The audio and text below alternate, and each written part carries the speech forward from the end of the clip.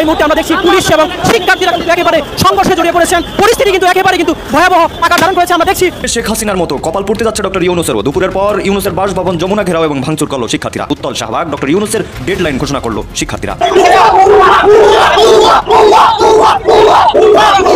এই মুহূর্তে যা দেখছি এর বাহিরে আমার শব্দ আছে যে ডক্টর ইউনূস সরকার কি কোথায় গেছে, ডরে কাঁপতেছে, থরথর হচ্ছে। ইয়াসালাম সম্প্রতি দিল্লি গিয়ে পলাতক শেখ হাসিনার সঙ্গে গোপন বৈঠক করে এবং তাকে 2500 কোটি টাকা হস্তান্তর করেছেন পার্টি পরিচালনার জন্য এবং আরো 2000 কোটি টাকা দেওয়ার আশ্বাস দিয়েছেন আওয়ামী লীগকে ক্ষমতায় ফেরানোর উদ্দেশ্যে। বাংলাদেশে নীরবে নিভৃতে পর্দার অন্তরালে 111 ঘটে যাচ্ছে। দর্শক, আর ঠেকানো যাচ্ছে না। বাংলাদেশের সবকিছু সেনাবাহিনীর নিয়ন্ত্রণে যাচ্ছে। একটা পরিস্থিতি তৈরি করা হচ্ছে যে সেনাবাহিনী ছাড়া বাংলাদেশের এই যে অস্থিরতা বা বিপ্লব। আসসালামু আলাইকুম দর্শক, ব্রেকিং নিউজ। এইবার যমুনাতে ঢুকে প্রধান উপদেষ্টা ডক্টর মোহাম্মদ ইউনূসকে হামলার চেষ্টা করা হয়েছে।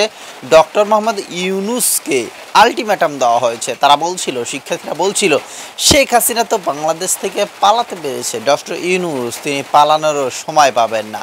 এবং ইতিমধ্যে ডিসি মাসুদ, সে ডিসির উপর কিন্তু হামলা চালিয়েছে শিক্ষার্থীরা। ইতিমধ্যে আমরা দেখেছি পুরো থমথমে কিন্তু পুরো ঢাকা শহর। সেই সাথে আগামী দিনে কি হতে যাচ্ছে প্রিয় দর্শক, বাংলাদেশের রাজনীতি কোথায় যাচ্ছে, আগামী নির্বাচনের আগে আগে কি হবে একবার চিন্তা করছেন। শেষ পর্যন্ত কোথায় থেকে কোথায় যায় আশা করছি হয়তোবা ভিডিও ট্রেলার দেখে আপনারা বুঝতে পেরেছেন। কি মনে হয় আপনাদের কি হতে পারে যমুনা ঘিরে, কমেন্টে জানাবেন। আর এরকম নিউজ আপডেটগুলো পেতে চাইলে আমাদের এই চ্যানেলটি সাবস্ক্রাইব করে সাথেই থাকবেন।